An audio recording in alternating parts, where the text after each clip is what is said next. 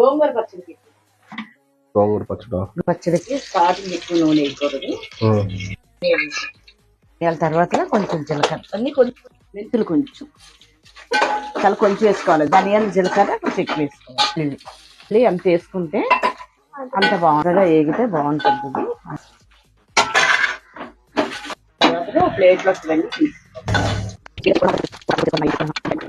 Next ఈ గోంగూర చిన్న salt వేసి మనం కలిపేసుకుని, చాలా మంది గోంగూరలోని పులుపు వేసుకోరు. ఉంది లేత గోంగూర తెచ్చారు, ఇప్పుడు వేసుకుంటున్నాం గోంగూరలో.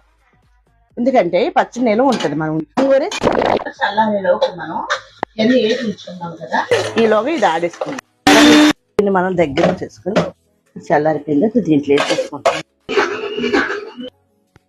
ఆవాలు, ఆయిల్ వేడైన తర్వాత మనం ఆవాలు మనం ఈ మిక్సీలో ఆడుకుంటాం. మనం వేసిన ఆయిల్ పైకి తేలుతుందండి. ఆ తేలినంత వరకు మనం ఉంచాలి. మనం ఎంత ఆయిల్ వేసామో రెడీ అయిపోయింది. తినేద్దామా మరి?